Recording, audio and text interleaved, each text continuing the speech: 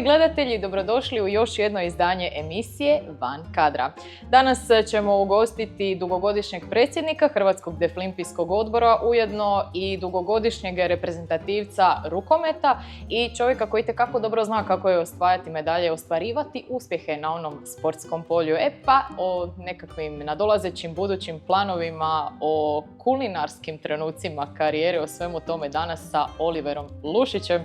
Olivere, dobrodošao i odmah za dobrodošlicu smo ti pripremili nešto ovdje. Čisto ovako u ovom dijelu najave da se upoznaš s tim što ćeš raditi danas, jer imamo problem. Glavno jelo imamo, ali prilog ne, tako da ti tu nastupaš za početak. Znači, prilog treba napraviti. Prilog treba napraviti i čujem da ti kuhanje nije strano, odnosno da jako voliš kuhati, tako da ima li boljeg onda spoja da upravo ti odradiš dio?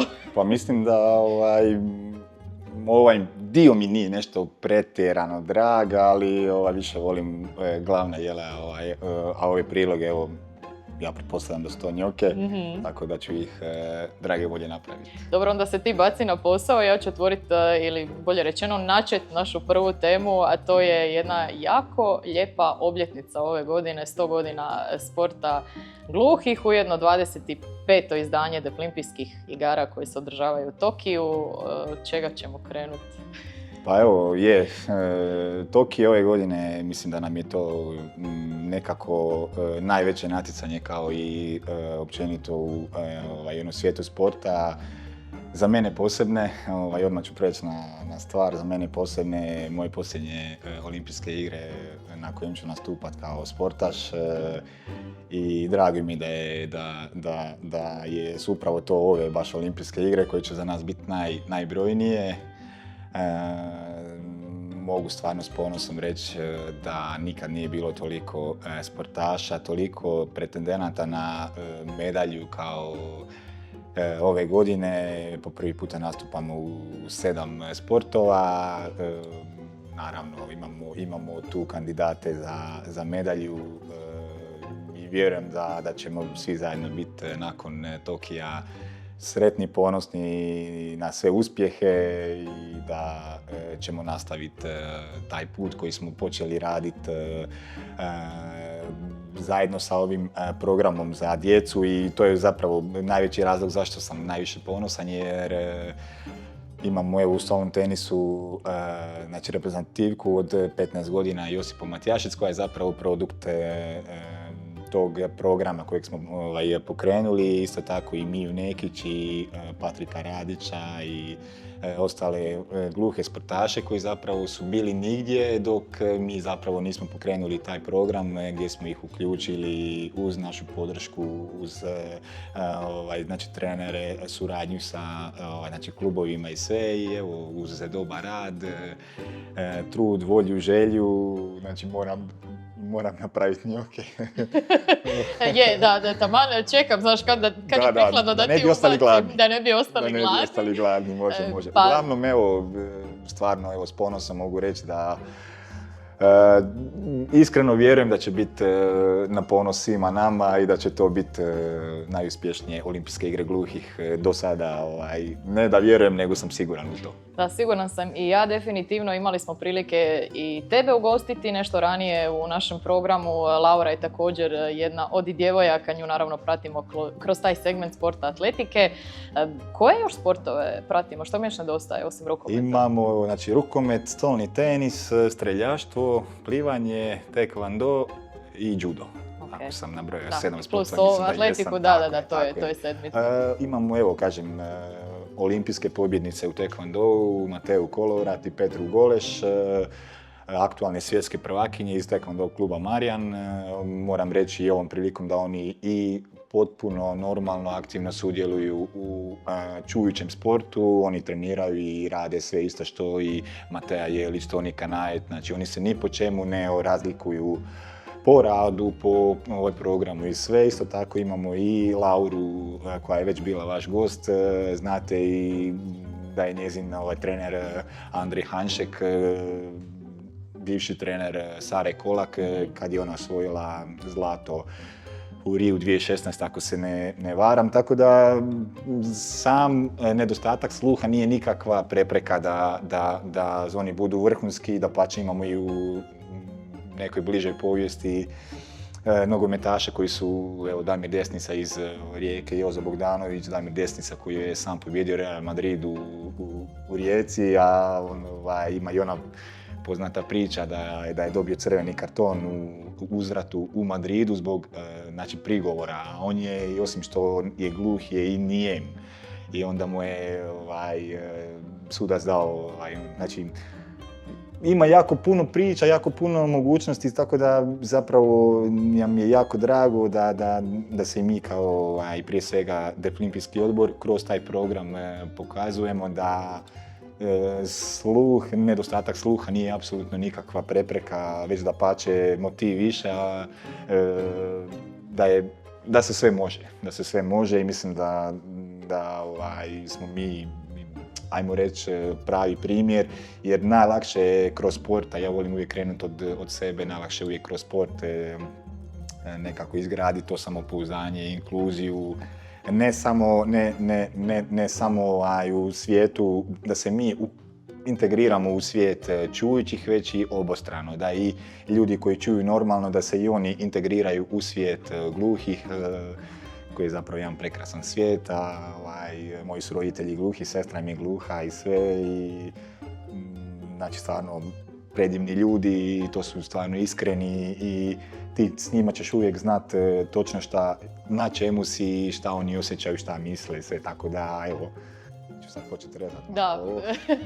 Kuharica je rekla da se iz tog komada može napraviti ravno 130 komada istih. 130 komada, ide nam sjajno nam ide. A ništa, ću malo stanjiti.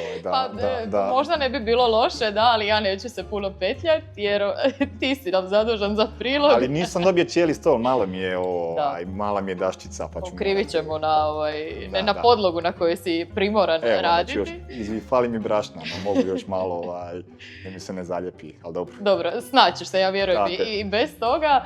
Pa bilo bi lijepo, vjerujem, oprostiti se sa zlatom, iako kod vas je jednostavno uvijek situacija takva da kad god je neko veliko natjecanje u pitanju, svi očekujemo i na kraju i dočekamo zlato, tako je bilo i na prošlim olimpijskim igrama, sad nakon Brazila i Tokio, odnosno Japan, ne zvuči. Vidim da smo vas malo razmazili ste nas. Razmazili. Kakva je situacija po pitanju konkurencije? Pa evo, naravno, mi uvijek pucamo, mi imamo stvarno, to uvijek daju me ljudi pitati kako to opet, zlato, zašto se, a ja kažem, pa evo, nama se potrefila takva generacija ko što su Francuzi imali onih 10-12 godina, su bili nepobjedivi, sve je jednostavno taj spoj ljudi, stožer, ta kemija u ekipi, sve jednostavno funkcionira, šta se kaže, ja kad pogledam Cimera ujutro, ja znam kakav je on, kako će danas on biti, sve, tako smo mi svi zajedno tamo i mislim da nam je to, a morat ću malo ovako da mi se ne zaljepi, jer nemam brašna, niste mi brašna dali. Puno je to priče, malo rada. Mislim da nema adekvatne uvjete, Vladimir. Da. A ništa, ićemo ali ne znači da neće biti fino. Ali ne znači da neće biti fino, ja se slažem. Sad ćemo mi to staviti peć, pa ćemo mi onda ići probati da vidimo mi što je ispalo od toga. Možda bolje da ne diramo.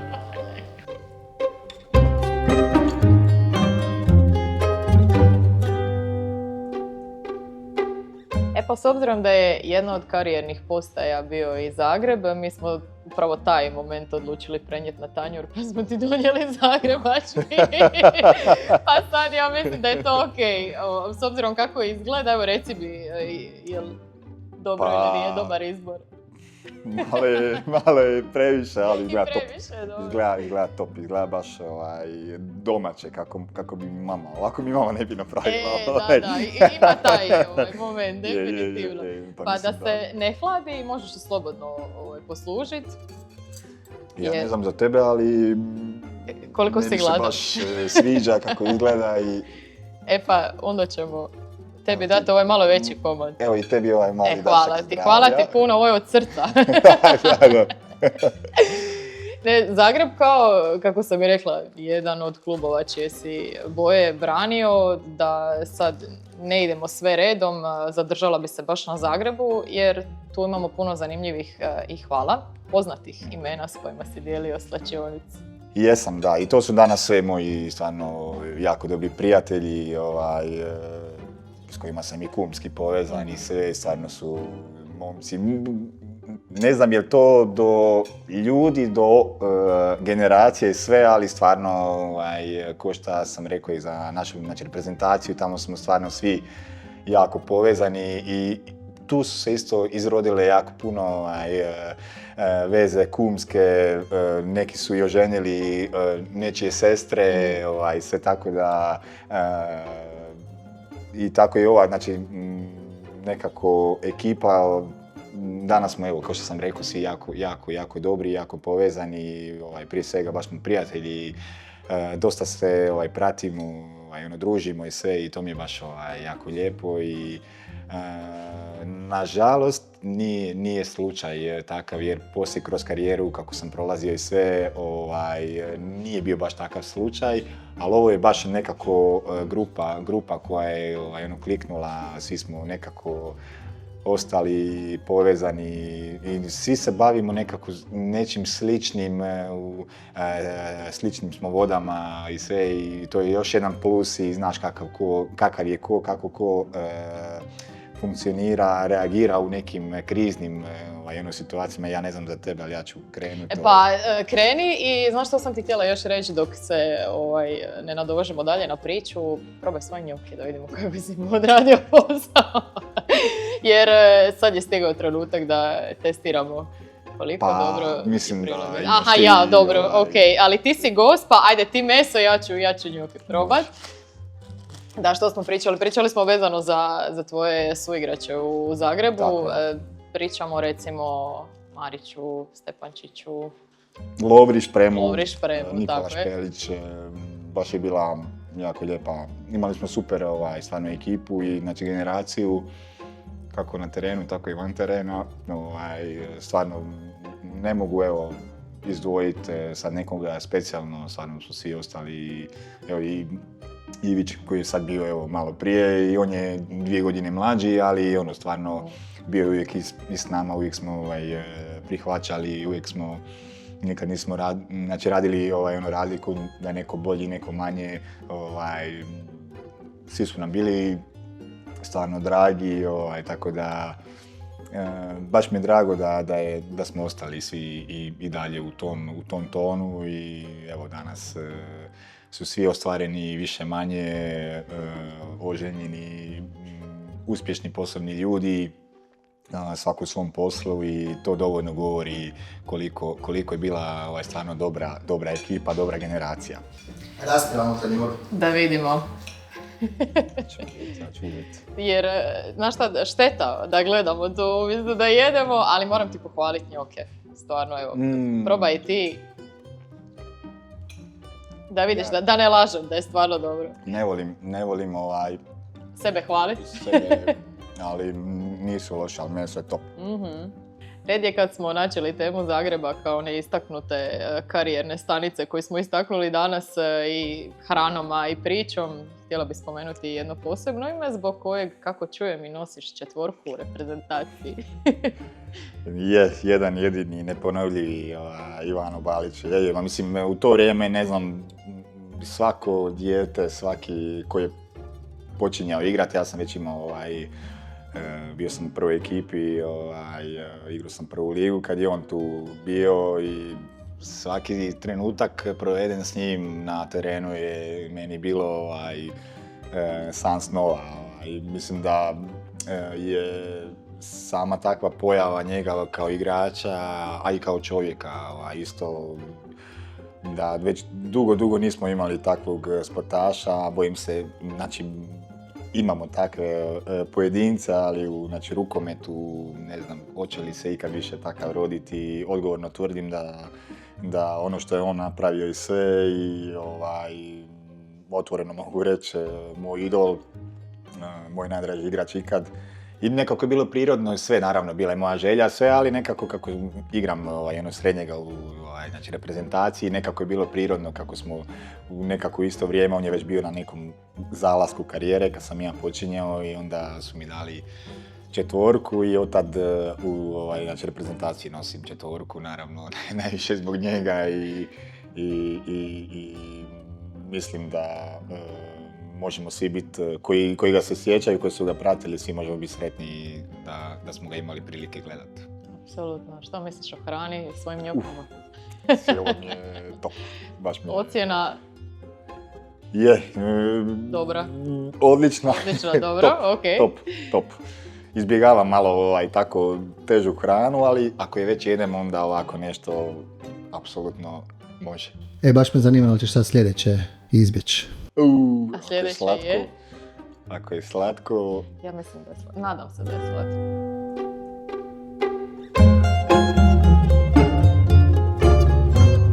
I za kraj našeg druženja u Etno parku Zagreb, šećer na kraju doslovno, Olivere, jer hoćeš moći ovo sve povesti, jer ja svoj dio sigurno neću, pa sad računaj da ovo plus pola, barem mojeg, mora ići tebi. Vidi, bez problema bi pojeo, ali imam ja poslije trening i sve, i nadam se da trener neće zamjeriti. Možda smo trebali izbaciti ovaj dio treningu. Slabiju izvedbu večeras na treningu, ali preživit ćemo. Stisnut ću malo, tako da ako se slažeš, ja bi... Može, apsolutno. Ne mogu čekati. Je, šteta je da čekam. Gleda me, zove me, pita me kad ćeš. Ne, ako bude gledao, vjerujem da hoće, bar će znat uzrok malo slabijeg izdanja na treningu, tako da eto, barem to. Htjela sam te pitat, naravno, kroz sva ta velika natjecanja na kojima je Hrvatska nastupala i generalno sve te medalje o kojima smo već i pričali, bilo je tu puno destinacija. Bilo je recimo taj Brazil kao zadnje olimpijske igre, kad gledamo samo olimpijske igre, Bugarska, Turska, da ne idemo dalje u povijest, Italija. Gdje je bila najbolja hrana? I sad mala digresija, čula sam da Brazil nije među top 3 i to kroz perspektive raznih sportaša, čak i onih olimpijskih. Je, slažem se. Brazil je poznat po, ajmo reći, dobrom mesu. Ali kad je baš natjecanje, kad je period znači treninga i natjecanja, ne možeš ti je svaki dan ono crveno meso. Gdje je bila najbolja hrana? Pa ja bih rekao, s obzirom da ja volim lakšu hranu, sve Tajpej. Mm-hmm. Tajpej mi je bio, jer baš imaju super povrće, imaju sve friške, imaju jako puno ribe. Nisam ljubitelj sušija, ali tamo mi je suši bio, evo sad idemo u Tokio, nadam se da će tamo biti još bolji.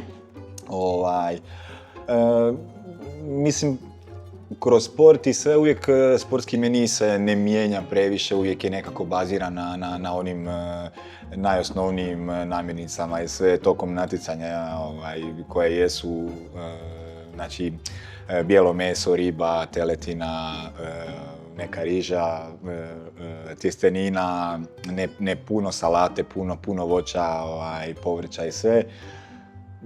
Ali ono što smo uspjeli van terena, Tajpej mi baš ima miks svega, imaju odlično isto meso, sve i jako je lagana hrana i sve, tako da za sad Tajpej. Nadam se da će me Tokio demantirat i bio sam jednom već u Tokiju i isto tako mogu reći da im je hrana vrhunska, baš naravno ko voli takvu vrstu hrane,